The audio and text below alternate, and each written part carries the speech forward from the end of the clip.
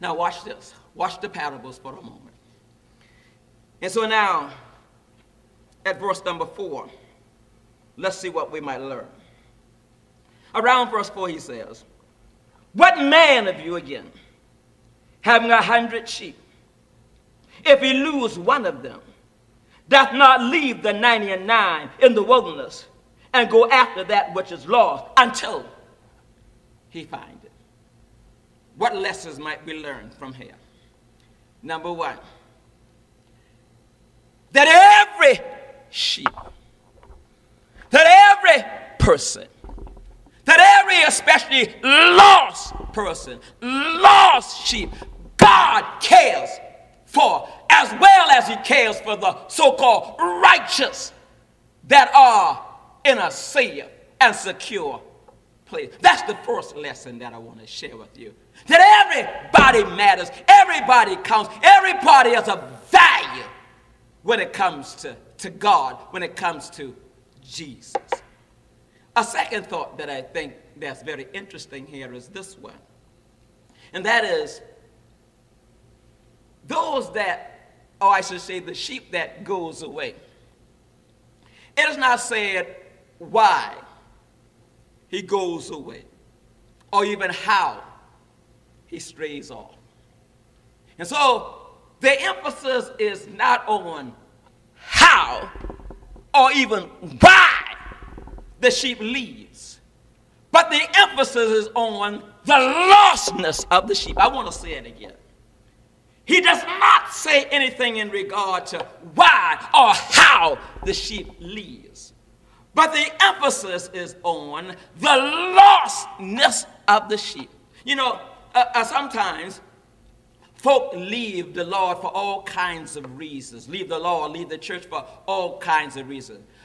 They get upset because of how somebody looks at them. They get upset at what somebody they think said about them.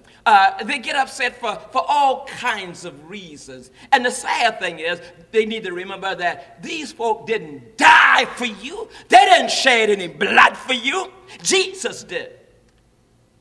Folk leave because of a bunch of foolishness. Folk leave because they have made some foolish decisions. Folk leave because they've been very careless. They have gotten themselves out in the world into a predicament, and that now the devil has brought all kinds of temptations, and they find themselves believing locked in their situation. But my point is this, that even with all the kinds of reasons why folk leave, and some folk leave because they're just downright rebellious, the issue is not why the sheep left or how the sheep left. The issue in regard to what Jesus is saying is not about why a person leaves the church or leaves the Lord or how he leaves, but the emphasis here is on the lostness of the person. That's essential to recognize. And until we come to grips with the lostness of the person and not so much worry about why and how they are lost before we go seek for them, we're going to have problems not doing what the Lord desires and commands us to do, and that is be our brother's keeper.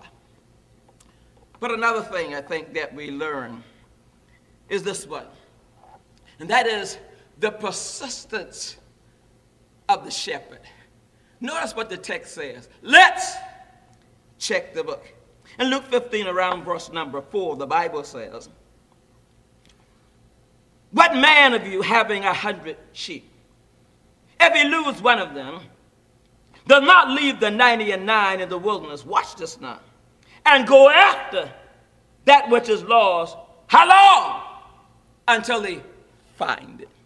Church, the Bible says, he is persistent, so persistent that he will not stop until he find it. The question I raised before myself in the church is, how far will we go? What length will we go to make sure we seek to try to find and help save the lost? Because it's in our power, it's God's desire for us to help folk miss hell and make heaven their home. Let's check the book.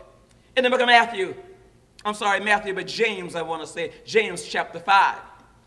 Around verse 19 and 20, Let's check the book. In James chapter 5, around verse number 19 and verse number 20, we find James writing these words. He says, brethren, if any of you do err from the truth, and one convert him, let him know that he which converteth the sinner from the error of his way shall save, watch this now, a soul from death, and shall hide a multitude of sins. Now let's be very clear. The death he talks about here is not physical death. All of us are going to die regardless if we do right or we do wrong. That's just the consequences of what Adam and Eve did in the garden. But let's check the book. In the book of Revelation, chapter 2, around verse number 11, what death are we saving folk from? Let's check the book. In Revelation 2, around verse number 11, we find these words. He that hath an ear, let him hear what the Spirit saith unto the churches.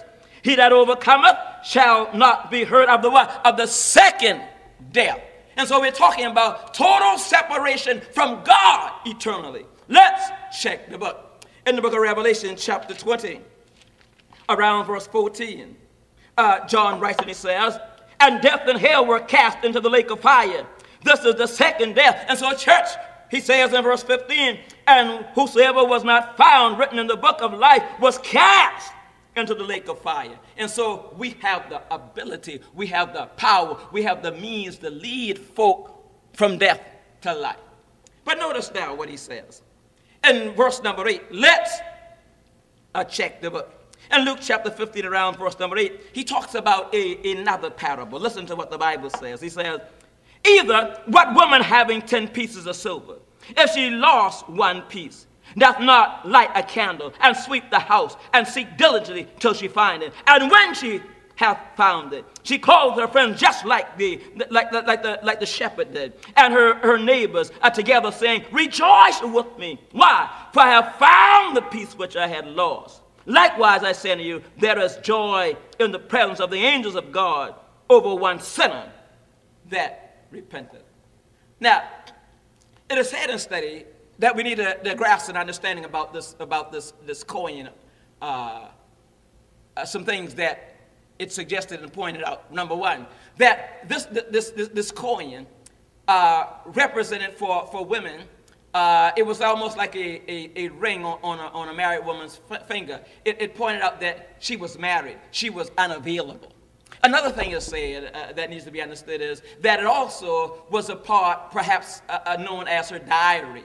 That now, if she was divorced, she had something to have a new start in life. It was also considered, if you lost it in some circumstances, that, or I should say if it was missing, it was sometimes taken off because of her, she was found to be unfaithful, so it was missing. That meant her reputation was on the line. She's done something wrong. And so in some cases, it was downright in regard to a financial situation. They were living, as we say, from pillar to post.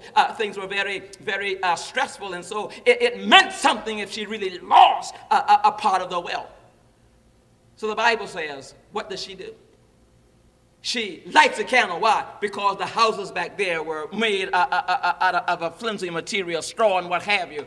It was made on the ground. The ground was of dirt. It was saying that the houses may have had, there's the roof, and then there's a little portion right here that let light in, so there were no windows there. And so what are we saying? She did what was in her power to find that coin, because her reputation was at stake. Her family's living was at stake, church. And so what it says here is that when it comes to the child of God who was left, we need to recognize when you are lost, you're in darkness. And there needs to be some light put in your life.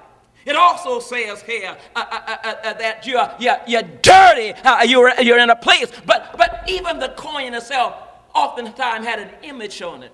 In church, we need to remember that we are made, the Bible says, in the image of God. We are here for God's glory. And so even when she found it, she could wipe it off in church. That's the idea that God can clean us up. But he uses the child of God, the children of God, to find and seek and give information to those that are lost. And so we're saying to you this day, we need to be interested in those that are lost. If there's someone today that needs to obey the gospel, become a child of God, you need to believe in Jesus. You need to repent of your sins. You need to confess and be baptized. For the Bible shows that this is what folk did to become members of the Lord's church. May God bless you and bless you real.